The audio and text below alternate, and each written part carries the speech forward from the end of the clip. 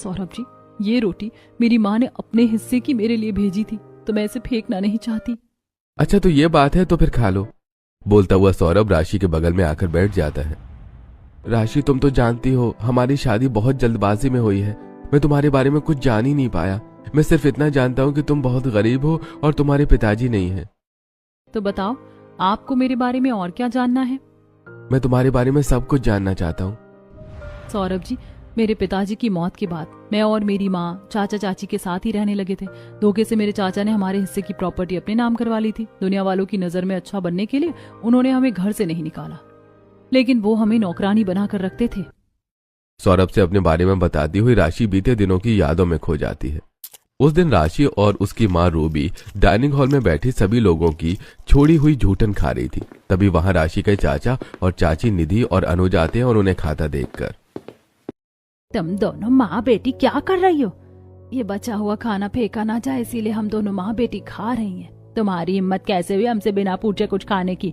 अब मैं समझ गई कि हर दिन खाना बच कैसे जाता है। तुम माँ बेटी मिलकर जानबूझकर ज्यादा खाना बनाती हो ताकि बचे हुए खाने का बहाना बनाकर हमारी जूठन खा सको।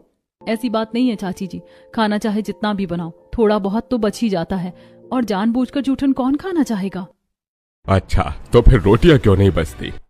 तभी किचन से निधि की बहू सोनम रोटियां लिए वहां आती है और, मम्मी जी, रोटियां बच जाती हैं, लेकिन ये दोनों माँ बेटी चालाकी से किचन में रोटियां छुपा देती हैं। निधि सोनम से रोटियां ले लेती है और, अब से तुम दोनों सिर्फ ये सूखी रोटियां ही खाओगी, इसके अलावा तुम्हें कुछ नहीं मिलेगा। ज्यादा से ज्यादा नमक, अचार या फिर प्याज, बस इससे ज्यादा कुछ नहीं। उस दिन के बाद रूबी और राशि को उस घर में तीनों टाइम खाने में सूखी रोटी ही मिलने लगी। एक सुबह सभी घर वालों को चाय नाश्ता करवाने के बाद दोनों माँ बेटी हॉल में बैठी रात की बची हुई सूखी रोटियां खा रही थी।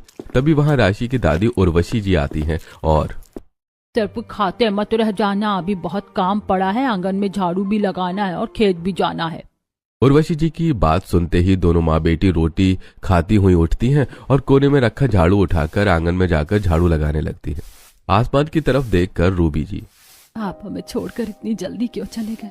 आपके बिना इतना कुछ होते हुए भी हमें मजदूरों की तरह जीना पड़ रहा है। हाँ पापा, आप नहीं हो तो यहाँ हमारा साथ देने वाला कोई नहीं है। यहाँ हमें इंसान नहीं जानवर समझा जा रहा है। जो रोटी कुत्ते भी ना खाएं, वो रोटी हमें खाने को दी जाती है।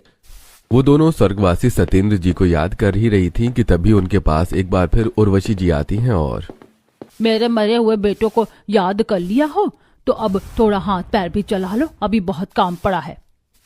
इतना बोलकर उर्वशी जी वहां से चली जाती हैं और दोनों माँ बेटी रोटी कपड़े में